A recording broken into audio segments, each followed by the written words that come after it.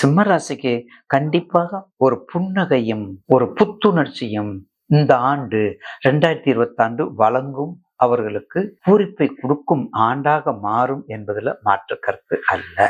அப்ப சிம்மராசி நேயருக்கு இந்த ஆண்டுல நிச்சயமாக அரசியலும் சரி, ஆன்மீகமும் சரி, ஆற்றல் மிக்கவர். குலதெய்வம், பூர்வ புண்ணியம், ஆயக்கலை 64, அறிவு, காதல், மோதல், வம்பு, வழக்கு, கதம்பமா இருக்கக்கூடிய மாலை தான் சிம்மராசி. நெருப்பு சம்பந்தப்பட்டது, நிர்வாகம் சம்பந்தப்பட்டது, ஐஏஎஸ், ஐபிஎஸ், அரசியல், ஜட்ஜு, உயர்ந்த எக்ஸிக்யூட்டிவ் ஆபீசர்ஸ் எல்லாம் சிம்மனத்துல. ஆஞ்சநேயர் வழிபாடு, சிவகுடும்ப வழிபாடு. பிடியதன் உருவமை கொலமிகு கரியது வடிகொடு தனதடி வழிபடும் அவரிடர் கடி கணபதி வர அருளின் மிகுக்குடை வடிவினர் பயில்வழி வளமுறை இறையே ஈசனே சிவகாமி நேசனே என ஈன்ற தில்லைவாழ் நடராஜனுடைய திருவடியை வணங்கி ஒன்று நிகழும் மங்களகரமான விஸ்வாச வருடம் மார்கழி மாதம் 17ஆம் நாள் ரோகிணி நட்சத்திரமும் வியாழக்கிழமையும் சித்தயகமும் கூடிய சுபதினத்தில் ஆங்கில மாதத்தின் கடைசியாக இறுதியாக உள்ள நம்மை வழிநடத்தி இவ்வளவு நாளாக இருந்த 2025 முடிந்து, அதாவது 2025 முடிந்து உதயமாகிறது 2026 ஆங்கில புத்தாண்டு. இந்த ஆங்கில புத்தாண்டு நமக்கு மட்டுமல்ல, உலகெங்கும் ஜாதி, மதம், இனம் ஆகிய மொழி, பல வெவ்வேறு நாட்டில் உள்ள நாகரிகங்கள், எத்தனையோ வித்தியாசமான வேறுபாடுகளற்ற நாகரிகங்கள் அத்தனை இருந்தாலும் ஒரே ஒரு உற்சவ திருவிழாக, ஒரே ஒரு சிறப்பான திருவிழாவாக நம்ம நடத்தப்படுவது ஆங்கில புத்தாண்டு ஒன்றுதான். இந்த ஆங்கில புத்தாண்டு 12 ராசிகளுக்கும் நேயர்களுக்கு இப்போது பதிவு செய்ய உள்ளேன். அதுக்கு முதலாக அம்மன் டிவி நிர்வாகத்திற்கும் கண்மணியாக திகழ்கின்ற என் நேயர் பெருமக்கள் பாதம் பணிந்து, பொதுவா 2026 ஒரு நல்ல ஆண்டாக வரும். எப்படி என்றால் 2026 நியூமராலஜில கூட்டும் பொழுது 10 நம்பர் வருது. 10ங்கிறது சூரியனுடைய நம்பர். அப்ப 10க்குரிய சூரியனுடைய நம்பர் வரும்போது சூரியனுடைய நட்சத்திரங்கள் இருக்காங்க பார்த்தீங்களா, சூரிய திசையில நட்சத்திரங்கள் கிருத்திகை, உத்தரம், உத்தராடம். இந்த 3 நட்சத்திரத்துக்காரங்களுக்கு இந்த ஆண்டு மிக சிறப்பான ஆண்டாக இருக்கும். இந்த 3 நட்சத்திரத்துக்காரங்களும் யாருடைய அதிபதினா சூரியன்.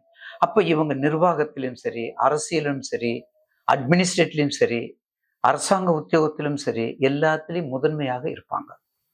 அடுத்து வருவது 1/1/2026 நம்ம கூட்டுறோம். அப்ப 3 வருகின்றது. அப்ப 3 வரும்போது அங்கே உள்ள நட்சத்திரங்கள் புனர்பூசம், விசாகம், பூரட்டாதி. அப்ப குரு நட்சத்திரமாக வருகின்றது. பாத்தீங்களா? அப்ப சூரியனும் குருவும் நட்பு பெற்ற கிரகங்கள். எங்க போய் உலகத்துல எந்த மூலைக்கு போனாலும் ஒரு சுற்று வர்றோம். அதை கணக்கெடுத்த விஞ்ஞானமும் விஞ்ஞானமும் ஒன்று சேர்ந்து 12 ராசி கட்டத்தையும் 360 டிகிரிக்குள்ள நம்ம முன்னோர்கள் நமக்கு வச்சு நம்மளை வழி நடத்திட்டு இருக்காங்க.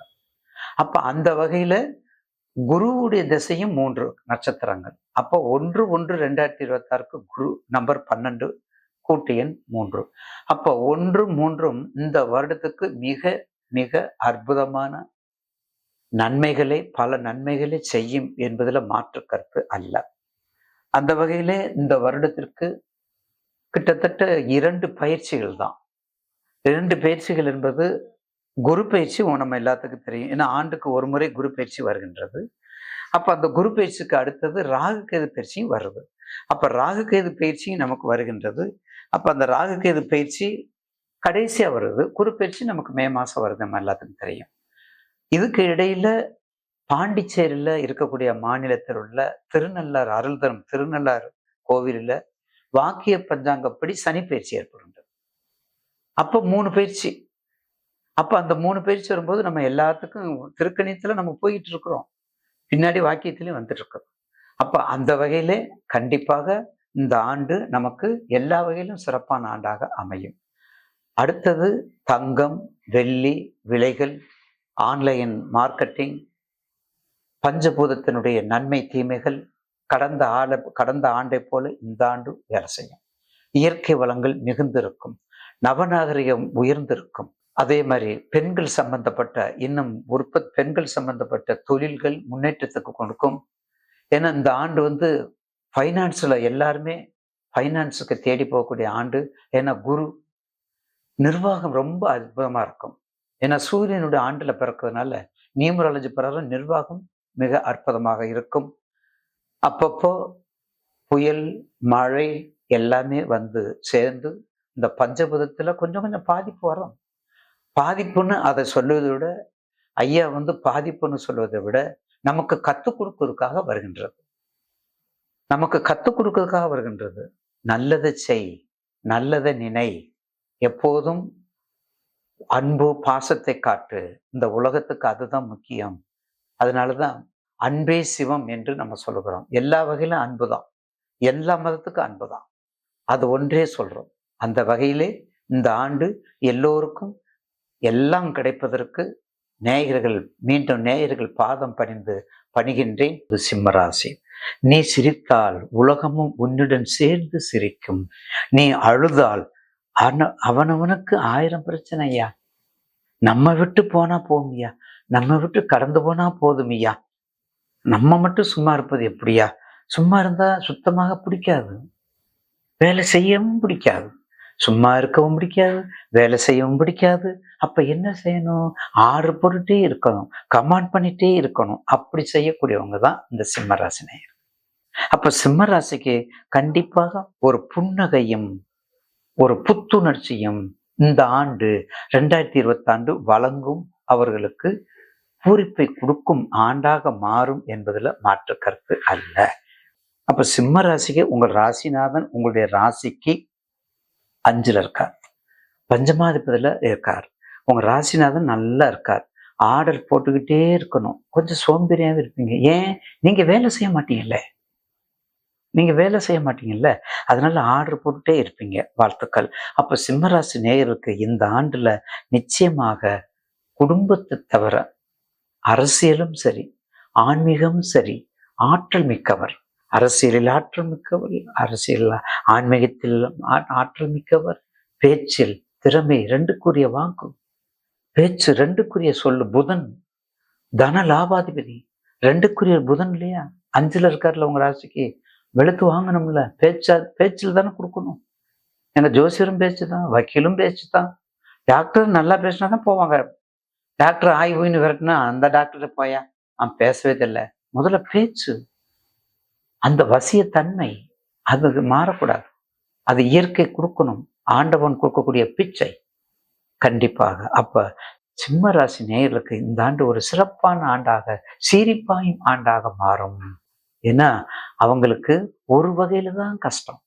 அந்த அஷ்டமத்து சனியை விட்டுருங்க, மறந்துருங்க, அது அப்புறம் பேசுவோம்.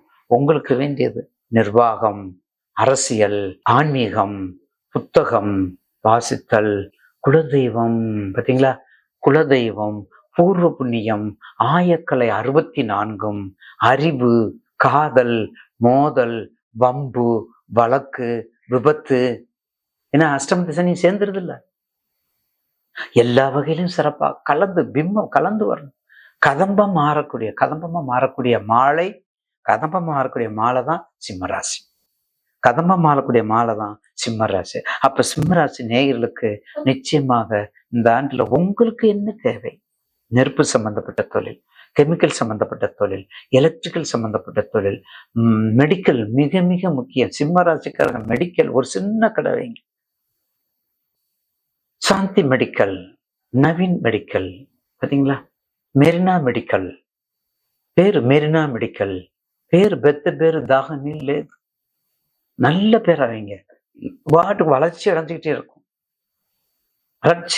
இருக்கும். நீங்க தாத்தா பேரு, அதுக்கடுத்து தாத்தா பேரு, பையன் பேரு, பூட்டம் பேரெல்லாம் வச்சீங்கன்னா ஒன்றும் ஆகாது. சிம்பிளா மெரினா மெடிக்கல், பாத்தீங்களா? கபாடியா மெடிக்கல், அந்த மாதிரி வைக்கணும். பேர் வந்து பேர்லயே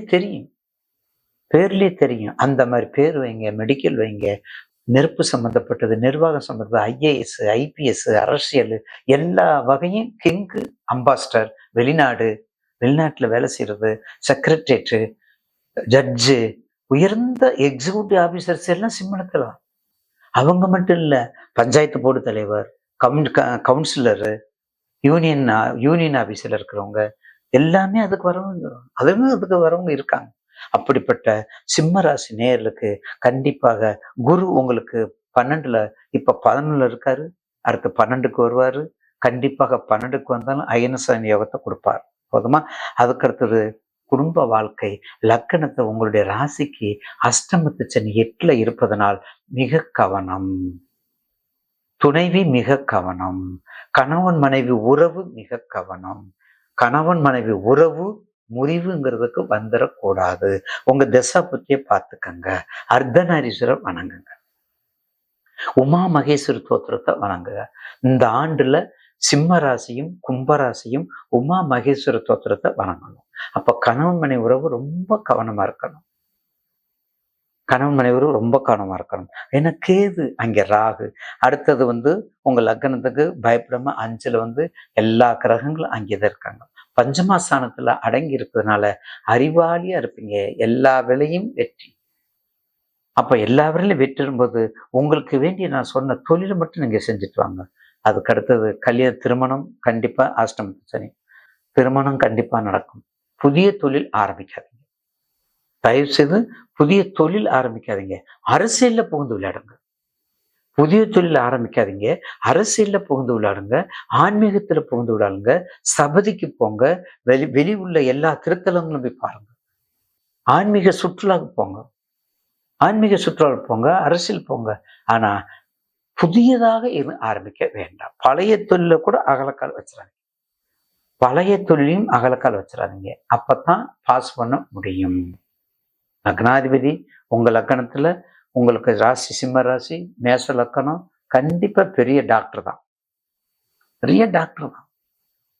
ஐபிஎஸ், ஐஏஎஸ், ஐஎஃப்எஸ் எல்லாமே நீங்க தான். அதுல மாற்று வேலை செய்யாதவர் நீங்க தான். 12 ராசியில வேலை செய்யாதவர் நீங்க தான். 12 வேலை வாங்கக்கூடியவர் நீங்க தான். மறந்துடாதீங்க.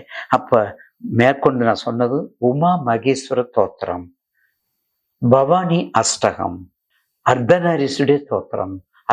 அவ்வினைக்கு இவ்வினையாம் என்று சொல்லும் அத்தறிவீர் உய்வினை நாடாது இருப்பதும் உந்தமக்கு ஊனமன்றே கைவினை செய்து எம்பிரான் கலல் போட்டதும் தீவினை எம்மை தீண்டா பராத்திர நீலகண்டம். நீலகண்டத்தை படிங்க. நீலகண்ட பதிகத்தை படிங்க. கணவன் மனைவி மிக கவனம். ஆஞ்சநேயர் வழிபாடு, சிவகுடும்ப வழிபாடு. அந்த தசரதன் ராமரோடு சேர்ந்து இருப்பாங்க பார்த்தீங்களா? ராமரோடு சேர்ந்து பட்டாபிஷேக படத்தை வச்சு வீட்டுல 48 நாள் நெய் தீபம் ஏற்றி வந்தால் வாழ்க்கை சுவிச்சமாக வெற்றியும் சுவிச்சமும் பிரச்சனைகள் குறையும் என்பது திண்ணம்.